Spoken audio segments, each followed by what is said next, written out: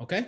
All right. So good morning, everyone. I'm Ali Reza Mansouri, neurosurgeon at Penn State Health, and we're honored to have Dr. Fabio Moraz, my good friend and colleague, radiation oncology at Kingston General Hospital. Fabio, if you would like to give a little bit more background about yourself and just take it away, that would be great. Okay. Thank you. First of all, thanks for the invitation and for giving me the opportunity to present here and have this discussion with you today. First of all, I would like to say that this is going to be like more like a discussion conversation. So if anyone has any questions, let us know. We'll be happy to also address that. I think we can use the chat, correct? Yes. Yes. Okay. Yeah. Perfect. So I'm a radiation oncologist. I did my training. I'm Brazilian. I did my training in São Paulo, and after that, went to New York.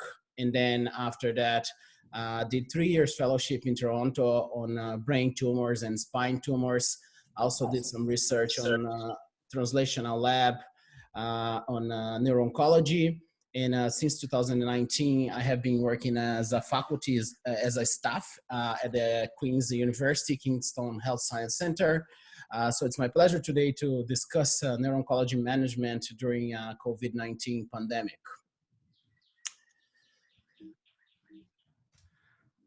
Okay. Yeah.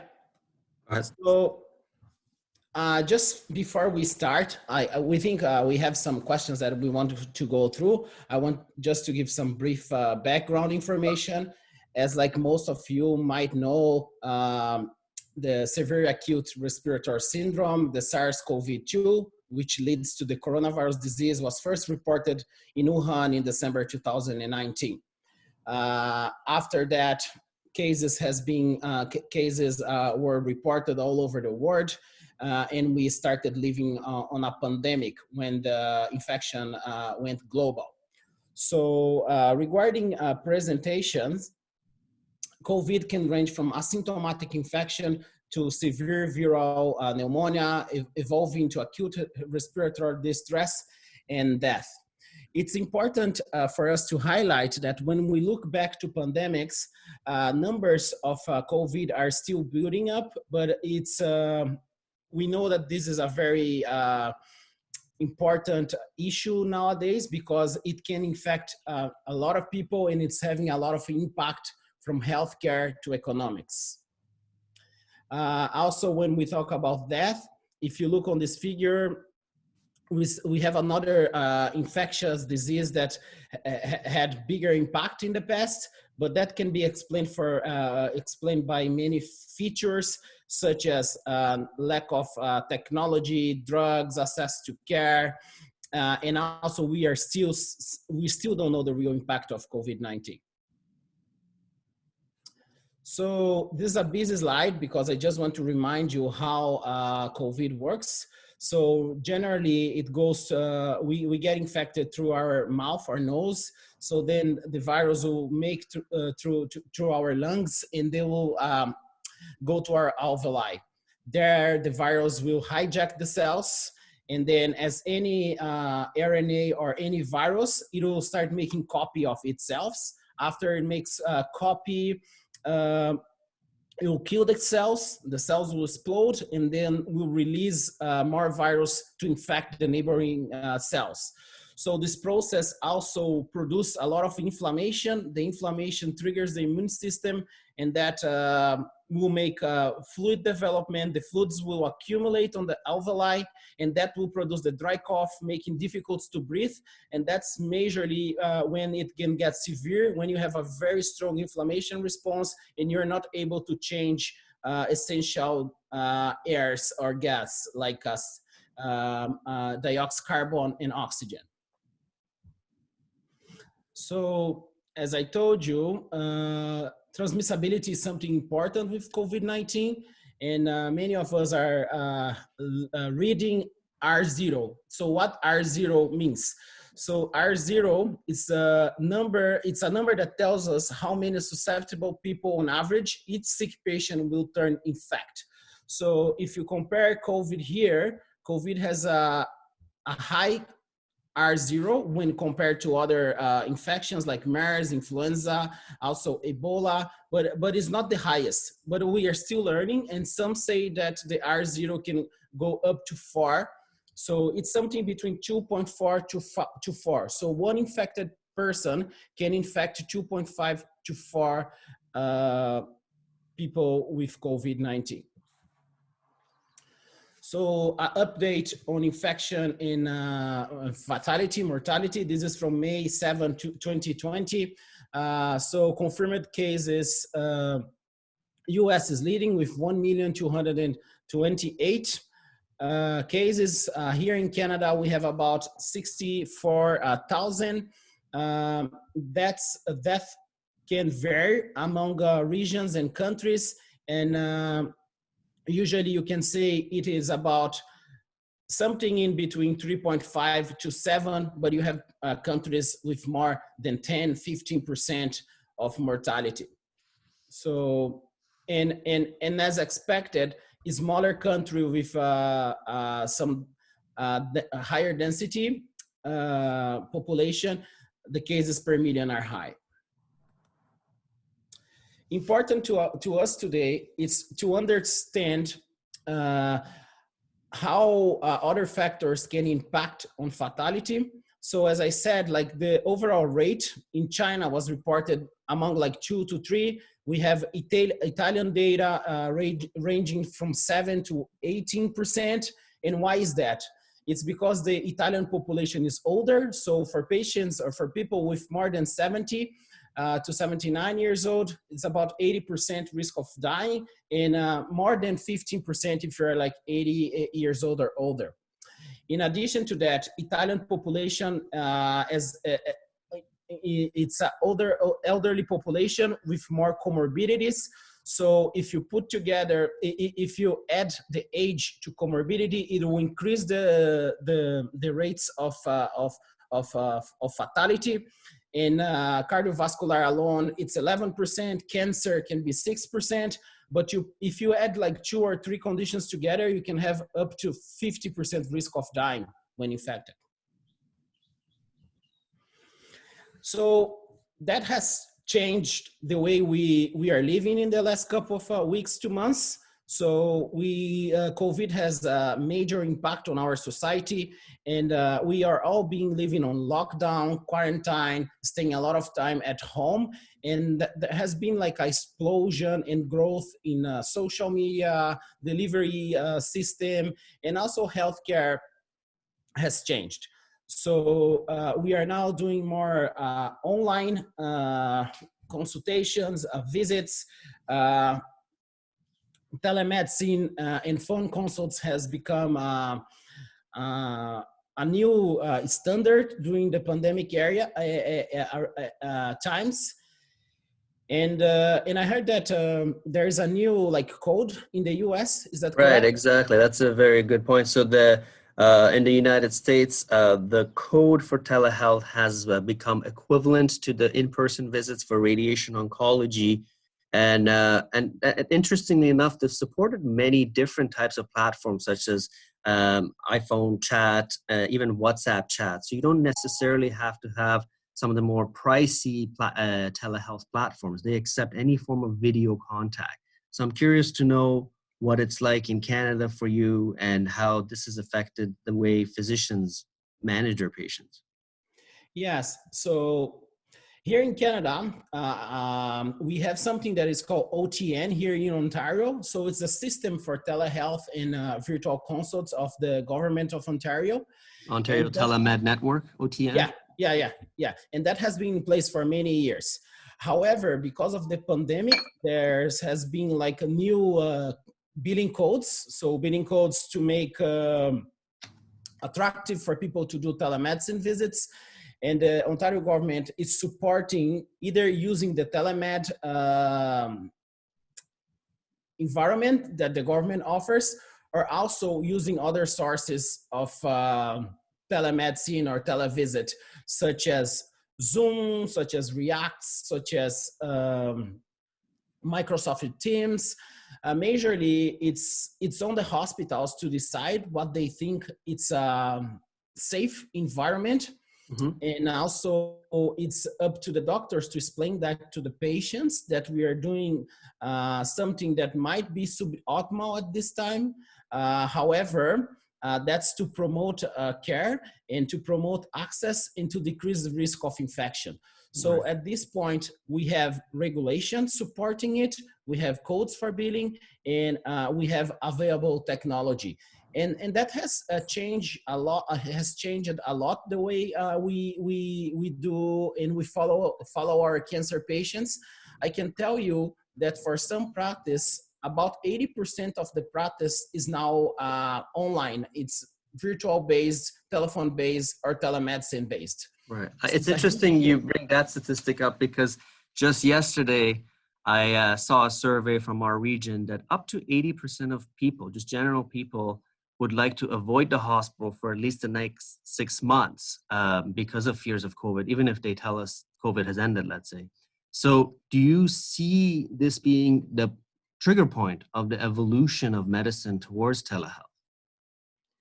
Yeah, I feel that this is a journey that will continue after COVID pandemic is over, because besides many people thinking that telemedicine it's not a standard, it's a suboptimal. I see it in a different way. I feel that telemedicine, it's an optimal way of connecting with patients. It's a very good way of being convenient in providing specialized care, even for remote and for remote communities, and to decrease the impact on the daily activities of patients. In addition to that, you can humanize the care by being in touch with the patient and their families. So I feel that telemedicine will help the way that we provide medical care, and it's coming as an addition to in-person visits. I'm sure Right. there's many situations that you need in-person visits, but also there's situations that telemedicine do the job in a very good way. I really like what you said. It's going to be a good supplement to the in-person visits. It's by no means a replacement. So like for neurosurgery, especially some of the brain tumor cases, when you want to decide who to operate on and whether you should be concerned about a new finding, that in-person examination is very critical. And so far, we can't get the high quality exam we need with telemedicine. So for example, even checking the pupils, let's say. Um, do you find that struggle as well with your radiation oncology patients? And just in general, which type of patients at this stage do you just rather bring in person? So yes, so I agree with you. The physical examination is a key point at the of any like neurology or neuro-oncology practice. At this time, what I'm doing, for all patients, I'm doing first telemedicine screening. So I'll do a first consult through telemedicine, and then I will review the case, I will review imaging, I will have a chat with the patient, I'll understand how they are feeling, I will expedite that communication, that first care with the radiation oncology with me. And then after they understand, I will save them a visit, because then I already have my plan in mind. They understand what we are looking at, and I'll bring them to the hospital for a planning MRI or for a planning CT. And then I'll do all the physical examination and take my final decision and consideration after finishing the patients. Mhm. However, for some cases, follow-up cases, imagine like a grade 1 meningioma, which is stable in imaging and patient is asymptomatic. Makes no sense for me to bring the patient to the clinic. I can just call the patient, telemedicine the patient, review the imagings, review if there's any new symptoms or concerns, and say, I'll see you in a couple of months after everything is settled. Mm-hmm. So it's interesting because you bring up meningiomas.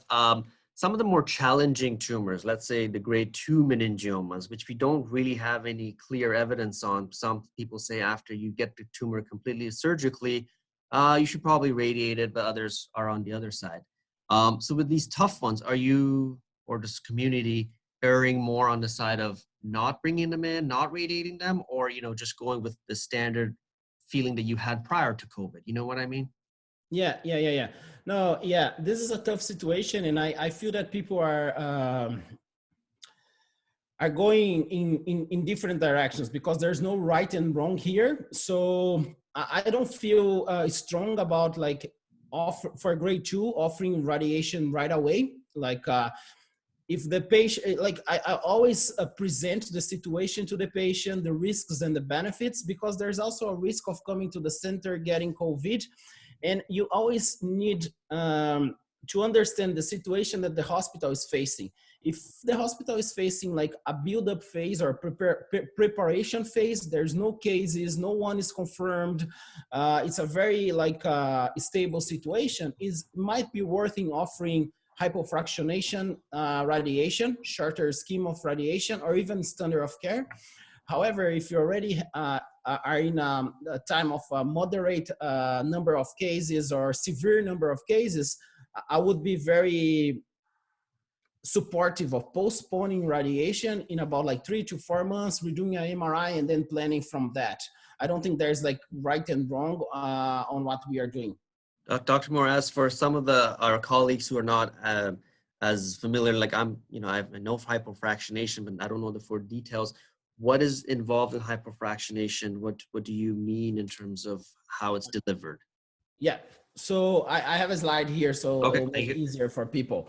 So first of all, when we talk about radiation, we talk about like radiobiology. So what happens? So it's photons or X-ray that will make the damage to the tumor. So we have like before COVID, the 4 hours of radiation, repair, we need repair of damage, redistribution, repopulation, and reoxygenation for the radiation to work well. Now, on the COVID area, we have the new 4 Rs, which are virtual care that we are discussing, offering radiation therapy when it's possible, defer radiation when it's appropriate, and using hypofractionation when you need it. So hypofractionated radiotherapy is when we deliver large doses of radiation per day, and with that will make it possible for us to decrease the number of radiation treatments. However, the biological dose that we are delivering in the end of the day should be similar. So for instance, when we talk about 60 grays in 30 fractions for GBM, 40 grays and 15 fractions, the biological effect should be the same when we do our biological calculation, because the larger dose per fractions will translate in higher cell death, and then potential, the comparable sun of radiation delivered. So summarizing, hypofractionation therapy, it's an approach to deliver higher dose in a short number of fractions. And this is very useful for brain tumors because brain tumors are very tolerant for larger doses of radiation without increasing very much side effects. What are some side effects that we should warn patients, like when you're trying to counsel them about regular standard therapy versus hypofractionation? What are some downsides of hypofractionation? For most of the cases, like when we talk about GBMs, glioblastomas, the side effects are pretty much similar. So it's anything that we are already expecting, such you can have some headaches in the first couple of days, you can have a nausea and vomiting because of the inflammatory response after starting radiation. And then sometimes when you give like larger fractions of radiation, you have a higher risk of radionecrosis, which means is the inflammatory response that will happen long term after finishing radiation. So majorly, the most important symptoms that one can correlate with larger fractions of radiotherapy, it's radionecrosis. Okay. So just like we were talking about like the impact of telemedicine before moving to that. So I was just like, I want to highlight like how that has changed the way that we are delivering medicine. So the Virtual Care Ontario noticed like a 10 times increase on the daily needs for virtual visits. 9-time increase of requests for new accounts. And the network capacity like has increased a lot. Like there's a 5-time increase of concurrent virtual visits, and also 4 times increase on average daily visitors to their website. So I feel that a lot of hospitals, importantly smaller hospitals, they're having a lot of troubles because they don't have enough network capacity or bandwidth to deal with all the need for telemedicine care at this time. Mm-hmm. One challenge we've had is that a lot of the population who may not be as comfortable with tele platforms like iPhone and video, they prefer to phone. Are you finding that as well? I think like we have both here. We have patients that will prefer the phone. We have patients that will prefer the virtual, like a system, like a telemedicine platform. But I agree with you that like majority of my patients, they ask for phone because they say it's easier for me to connect. I can I can put on speakerphone, and I can also have my son, my family all around me. And sometimes they don't have, they are not technological savvy, or they don't have the apps to do it. So they'll say like the telephone will be easier for us. Yeah, I wonder if there's any role for us as healthcare professionals as we see telemedicine integrating more into healthcare, developing advocacy and other strategic plans to maybe get into the community and educate on the use of telemedicine. Learn together, because we have a lot of learning ourselves to do as well. Yeah, like education is key, correct? Mm-hmm. So we this is a paradigm shift. Maybe it's gonna be tough and hard for us, for the patients, in the next couple of like 1 or 2 years, but this is actually will catch up in the near future. And I believe this will be like part of the new standard, and people will be very comfortable with that. Because if you see like young people, 30, 20s, they can do anything with a phone. And even a baby, you give a iPhone in a 2-year-old hand, they unblock it and they go to YouTube and then find the video that they want. So then a couple of years from now, this is just like, will be like part of our days. I think so. Yeah. So yeah, so then goes to this part, like we're talking about education and how the health system needs to address the challenge. So there is this very nice commentary that was published in New England like 1 or 2 weeks ago, showing that how we should take action in a health system or hospital level to tackle COVID-19. So there's anything from administration to employee directed solutions. So going through cancer care, patient and hospital preparedness. So I think for the regions or places that have not experienced the increase of number yet, it's a good time to start preparing for it. First thing is to create like an action group, like a COVID action group, creating guidelines, create actions, and try to have a plan on how you're going to deal with your radiation department, surgical department, and oncology department, and how they will be offering treatment when the number of cases start to increase.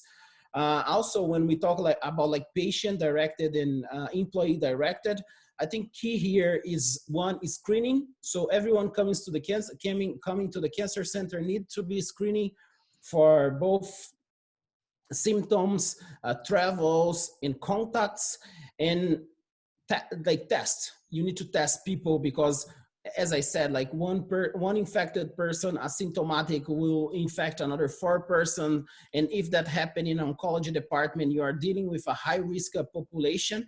And then after a couple of days, you have a lot of like sick patients with high risk of having severe complications. And 2, you also might not have capacity to offer treatment anymore, because imagine if like one surgeon gets infected and infected another 5. So you have like 5, 6 surgeons not able to operate, or same for radiation. Like we need to shut down or to close the department. Yeah.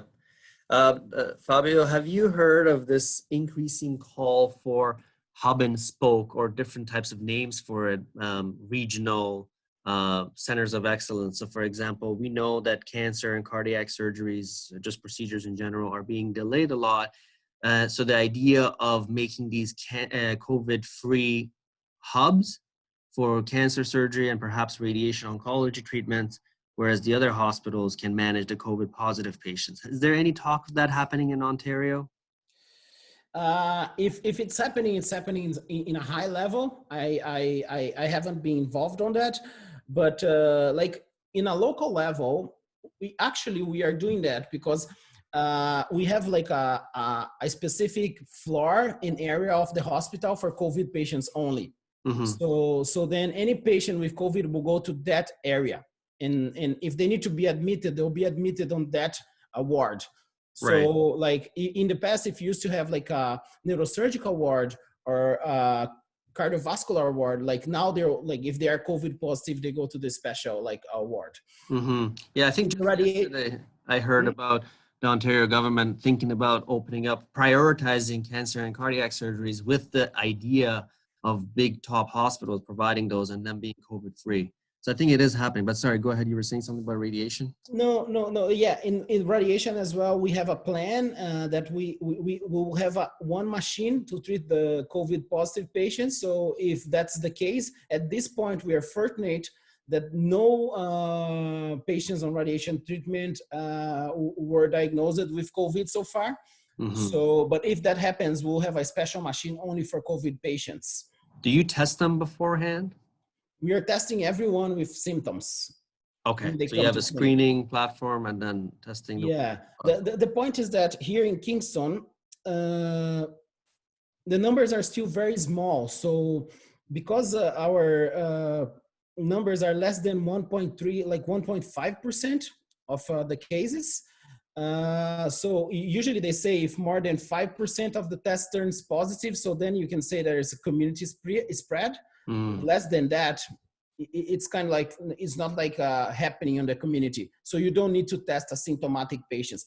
I heard that some hospitals in Toronto, they are testing all patients before starting radiation. Right. Because they have community spread. Yeah. Yes, I heard that too at University Health Network. And to your point about like a specialized hub, now that you tell me that, I'm just recalling that I read an article that there is a discussion of opening a specialized hub in Ontario, and that is already happening in Brazil. So as I said, I'm Brazilian, so in my hometown, they transformed like two football stadium in huge like wards for COVID patients. Wow. Yeah. Wow. Yeah, it would be great to have the Brazilian perspective too. We have the 2-for-1 advantage of talking to you. So Yeah. In that perspective. What are your thoughts on radiation therapy causing immune compromise, especially in cancer patients? Yeah, so radiation, in fact, I have something here. Anyways, so I'll get there at some point. Mm-hmm. So radiation therapy can induce to reduce the immune response of the system, so can increase the risk of being immunocompromised, but the effects are much smaller or lesser compared to any systemic treatment. So if you compare to chemotherapy, if you compare to immunotherapy, or other kind of systemic therapies, the impact of radiation on the immune system will be much smaller. So I don't think this is it's a problem when you are discussing offering or not offering radiation. So I should say that the community radiation oncologists and oncologists, we still feel that it's safe, and radiation should remain as a standard at this point, and majorly because like now I found this slide that radiation, we do not compete for in-hospital resources like respiratories, intensive care, admission units. We have evidence that, like, as I said, hypofractionation can be used and it's safe. Most radiotherapy regimens are only moderate to low immune suppressive.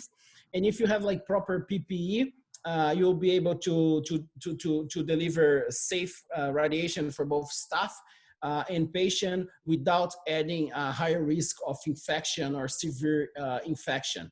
In addition to that, radiotherapy will improve local control. You as a surgeon, you know that local control alone is not sufficient, but it's necessary for extending survival. So suboptimal radiotherapy or surgery has been demonstrated to compromise both local control and survival. So we're facing a time that we have a lot of factors, but we need to understand that patients, and majorly patients with brain tumors, they benefit a lot from the treatment. And then if you're facing a phase where you have moderate to low risk of getting infected with COVID, these treatments are mandatory, because if not, you're compromising both like survival and local control from our patients. Right.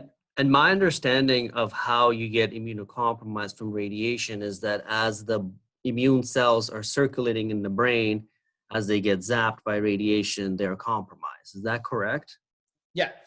So I guess you're right, and compared to chemotherapy, obviously, but even other forms of body radiation therapy, the brain is a smaller volume and usually shorter courses. So the immune cells should get less affected, especially with the advent of radiosurgery, which I guess is a more focused and a brief course of radiation. It should cause minimal immune compromise. Is that correct? Yes, that's correct, because then you're like, it's a very focal and conformal treatment. So you are decreasing the impact and decreasing the side effects, both local and systemically, of radiation. So for those, for the ones on the webinar that does not know what is radiosurgery, so radiosurgery is usually a term that we use when we are offering high conformal and ablative treatment with radiation. It usually, we say it's with a single fraction, like 1 day of radiation, very high dose. Some people can use the term fractionated radiosurgery to, then it can range to 1 to 5 fractions, high dose and very conformal dose of radiation.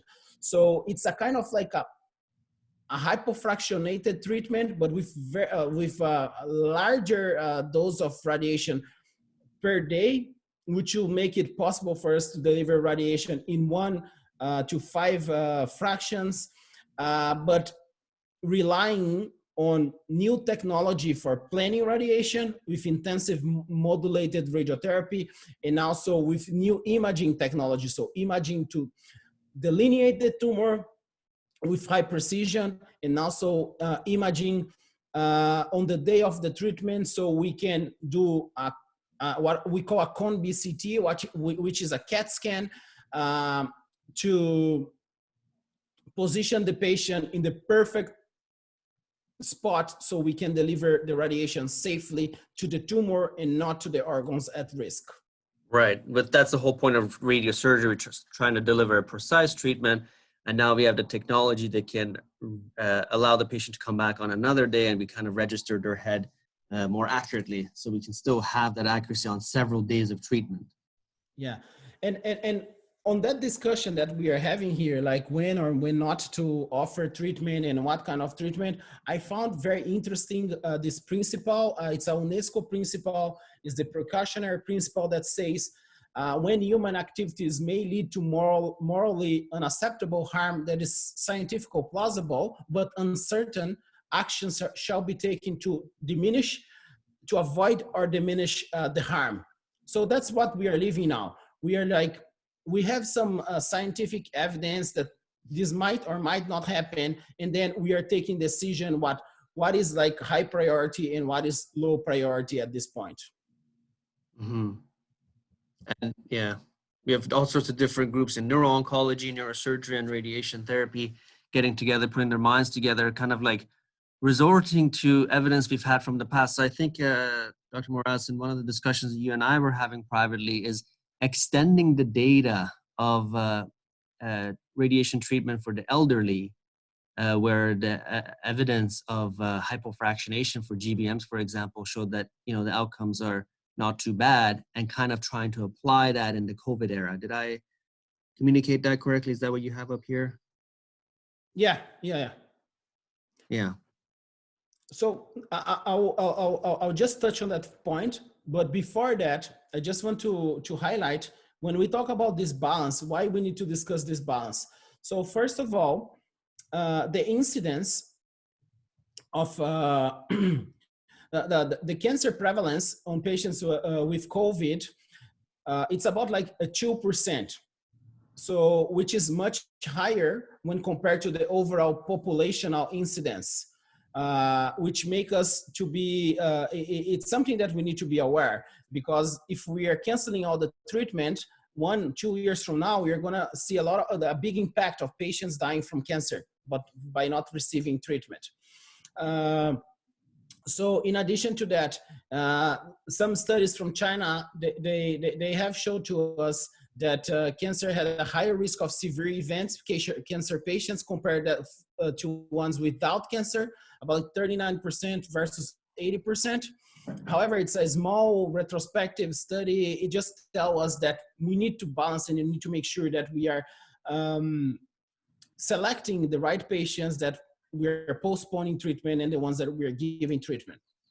And then, in the other hand, if you look on high-grade glioma, every week of radiotherapy delayed beyond 2 weeks after surgery increased risk of death in 8.9%, and similarly, delay initiation of radiotherapy 48 days after surgery, worse survival for patients with glioblastoma. So, meaning that we are really in a very tough scenario, that we need to take actions and we need to decide what to do. So I have some key recommendations that I would like to share and highlight. Excellent, thank you. Yeah, so majorly, I think number one for I'm talking about glioblastoma first, because they are the most common malignant brain tumors. So it's highest prevalence for us who deal with neuro-oncology or brain tumors. So for glioblastoma or WHO grade 4 and WHO grade 3 gliomas, IDH wild type with good prognosis, so performance status 0, 1, and younger age, less than 65 years old, I think we should try as possible to offer them standard treatment with 60 grays in 30 fractions, plus or minus temozolomide. So the temozolomide can be discussed if MGMT is unmethylated, but for the hypermethylated ones, I would definitely push for standard and hypermethylated. So just to pause you there, Dr. Moraz, so MGMT hypermethylated is basically one of the molecular markers of these tumors. If you're MGMT hypermethylated, the chemotherapy named TMZ is more likely to be effective for you. If you're not methylated, TMZ is less effective. We know that TMZ can cause immunocompromise, so we want to give it in people who it's going to be effective in. Correct. And then as the situation at your city or your center deteriorates, so now you're having more cases, you're in acute phase of COVID, so then even for these patients, as Dr. Manzouri was discussing, we might consider giving them hypofractionation, 40 grays and 15 fractions, because as I said, biologically, the dose should be similar to 1630. We don't have evidence showing that this is 1630 is superior or 40 and 15 is inferior compared to 1630. So I think it's reasonable to discuss, to offer that to the patient to mitigate the risks of having COVID-19 infection, and with keeping with a potential standard or close to standard outcomes with 40 and 15. And on these situations, I would again consider discussing the temozolomide, but the decision will be case by case. And finally, for the grade 3, standard of treatment as long as possible should be offered, must be offered, because the grade 3 is the one that they will benefit a lot from having these treatments as well. and their survival uh, can actually be very long with standard treatment. So for grade 3, I will push for standard. Do you have any comments on that, or I should go to the number 2? No, I think that makes sense, and it aligns with some of the other guidelines that I've been hearing as well, and it's somewhat what we do as well. So yes, it makes perfect sense. Yeah. So number 2, because this is not uncommon for us in our practice, is receiving a glioblastoma patient with a poor prognosis, very frail or poor performance status, or all of them together. So for these patients, first of all, it's the discussion of how aggressive will be the surgery. So are you able, if you do like a gross total resection, meaning like trying to take all the tumor, the patient is going to the ICU for how long? Is he going to recover? If that's the case, we might discuss subtotal resection or biopsy only, or even like going with imaging-based diagnosis. So I think that's something that we need to discuss up front. I always like to have a biopsy at least to make sure that we are dealing with the right tumor. And then for these patients, I would support one, the discussion about temozolomide is very specific here, but for a majority of these patients, I see that the oncologists, they are not offering temozolomide at this point on COVID era. And then I would offer radiation with a very short course, 25 grays in 5 fractions, or 35 grays in 10 fractions. 25 in 5 fractions, we have a randomized trial for frail patients with poor prognosis that compare 25, like 5 days of radiation versus the 40 in 15. And there was no difference in survival, no difference in progression for survival, and same quality of life. Mm-hmm. So there's no reason for on a pandemic time being offering 15 fractions instead of 5. Right. Couple of points regarding this slide. So number one, you say decisions must be adapted day to day. At your center or most colleagues that you know, how are decisions being made? Is it from the Ontario government giving guidelines? Is it the, let's say, American Society of Radiation Oncology?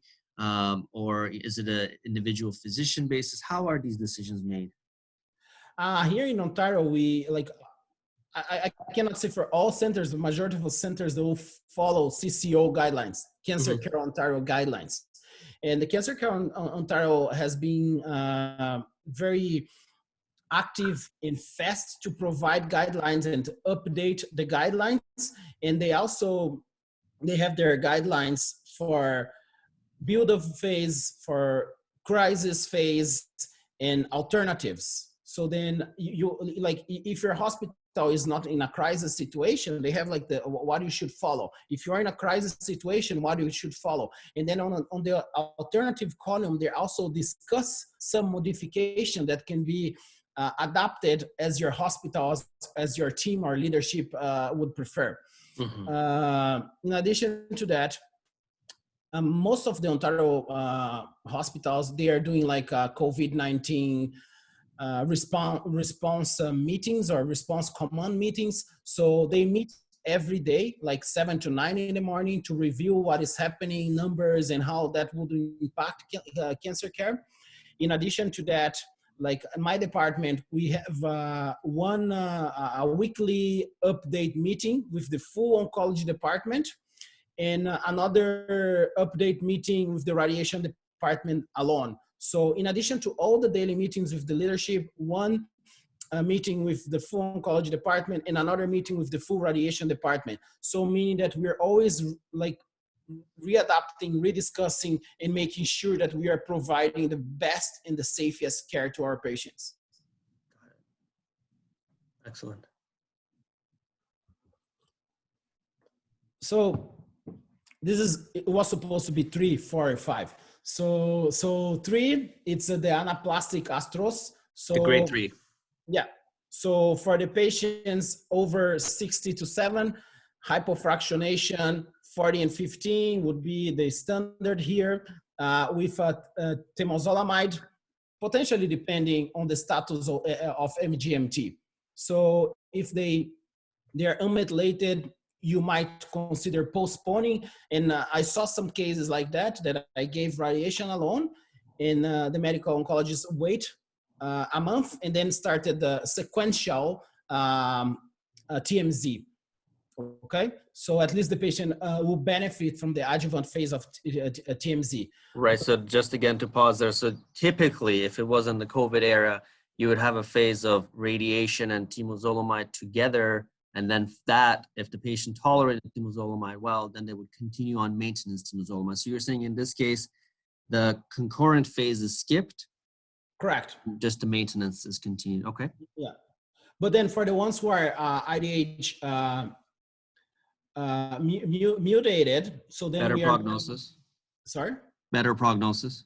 Yeah, so we are going with full standard treatment, because these patients, we know that they have bad prognosis and they will benefit better from treatment. Mm-hmm. And then again, for the grade 3 is IDH1 mutated and 1p19q co-deleted. Again, we are going with conventional 60 and 30 plus temozolomide. There's a typo there. So temozolomide can replace PCV, and we feel that it's safe and we have enough data to support it.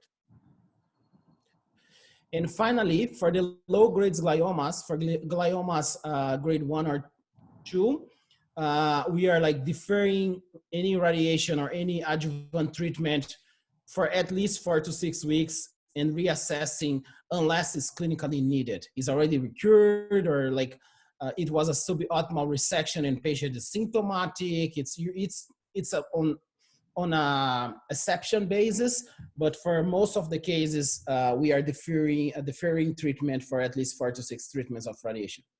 You know, number 2 that you have here, it brings up an interesting question in terms of the long-term impact of COVID. So we know there's a trial going on, basically comparing TMZ to PCV for this patient population. Now, because of the less toxic effects of TMZ, I'm seeing that, you know, it's replacing PCV.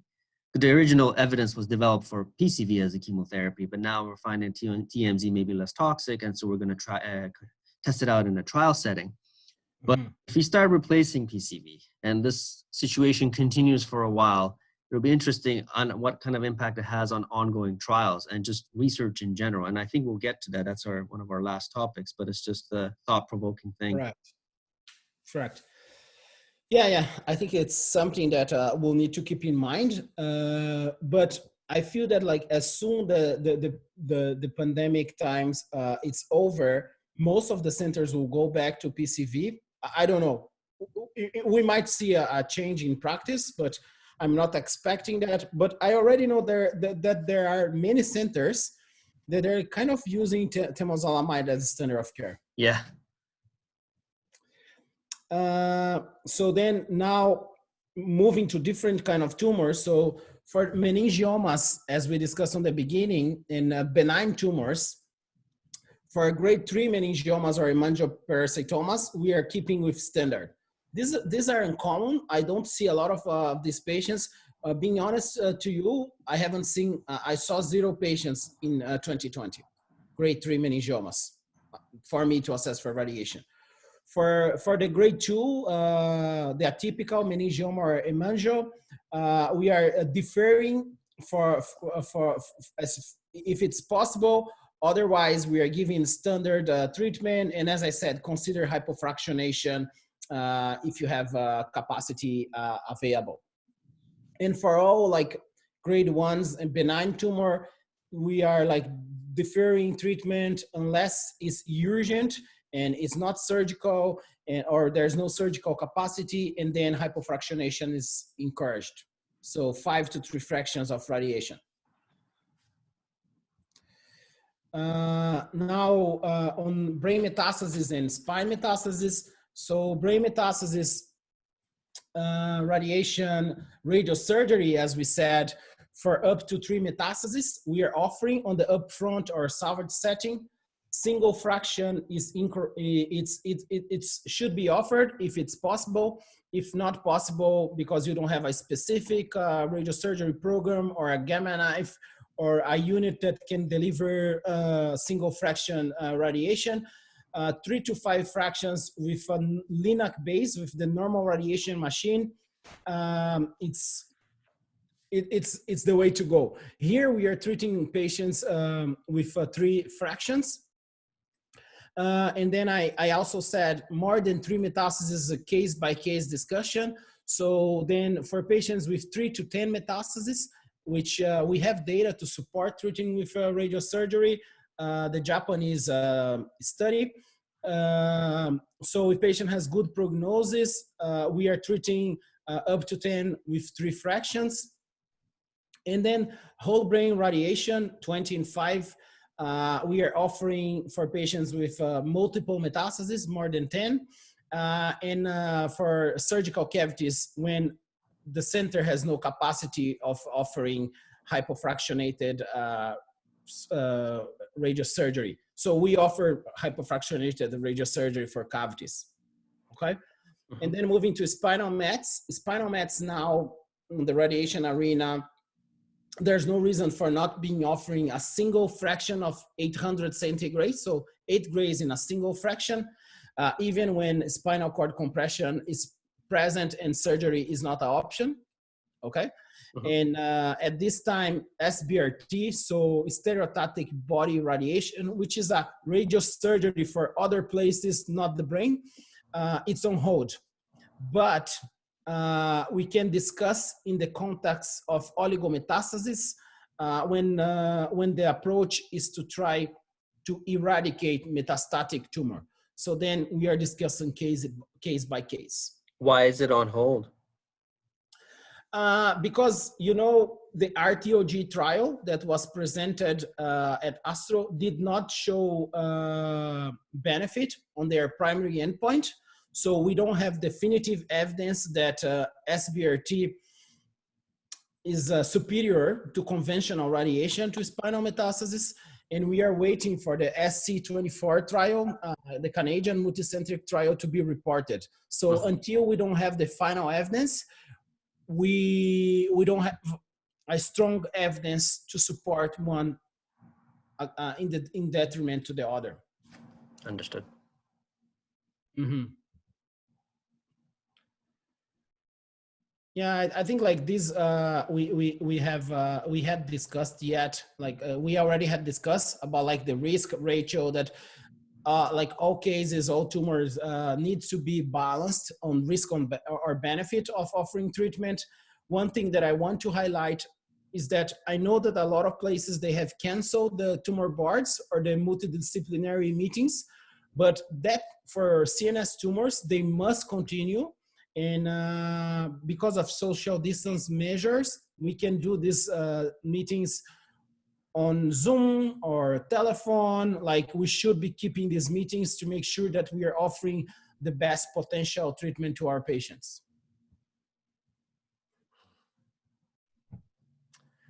A few days ago, we were chatting and about the cascading effects of COVID on cancer care among us, that, you know, less patients are going to their family doctor for potential symptoms.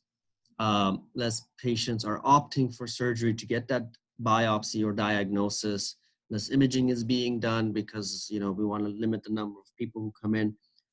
How extensive do you think the long-term impacts of COVID will be on the number of late presentations, you know, comorbidities, like people having a poor performance status by the time their cancer is diagnosed, and therefore not being able to get a lot of the adjuvant treatments? What scale do you think we're going to see for this long-term impact on brain tumors?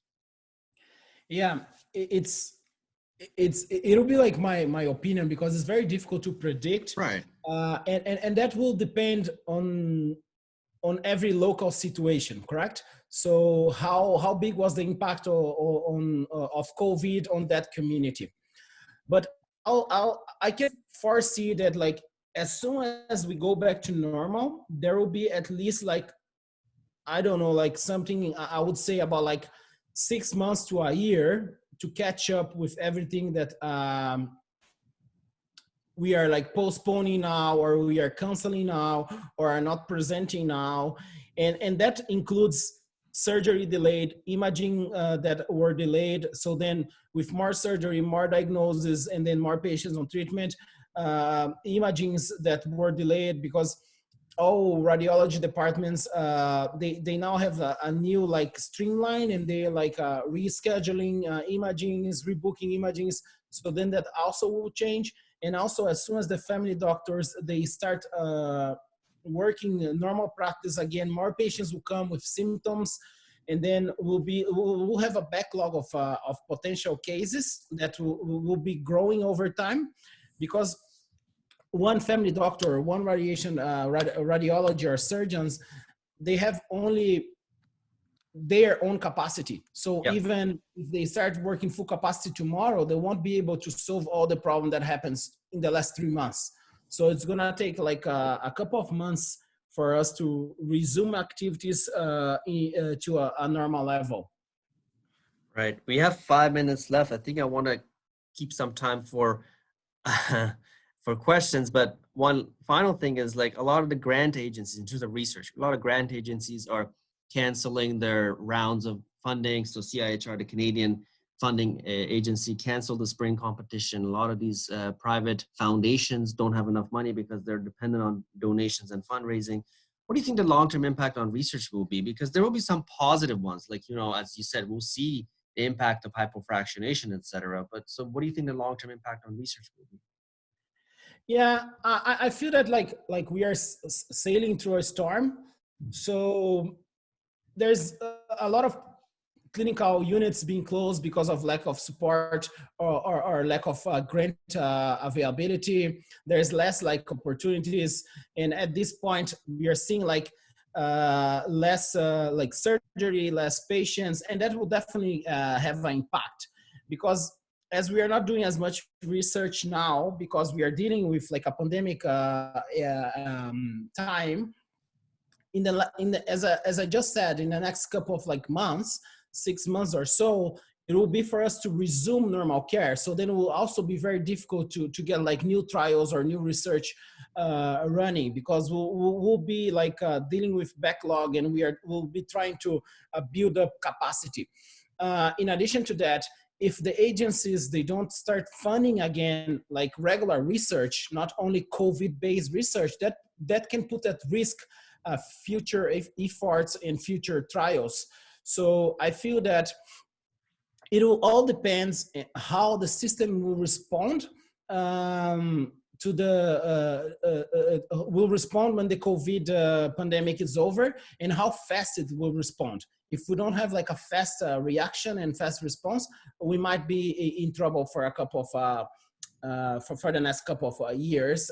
In fact, a lot of capacity might be diminished or lost. I agree. Scary times. Yeah. Yeah. Thank you very much. Is there anybody who would like to ask questions? You can use the chat or raise the hand feature. Let me see if there's anyone on chat here.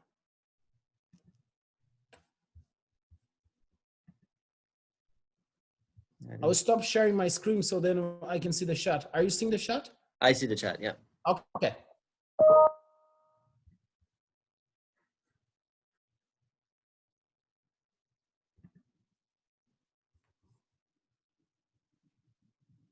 Okay, so I think like there's no questions. Can you hear me? Yeah. Yeah. Okay. Thank you very much for your time. I think it was informative, and hopefully we can do future sessions as we learn more, as we sail past the storm. Yep. Okay. Thank you. Have a great weekend. Yeah, you too. Take care. Thanks.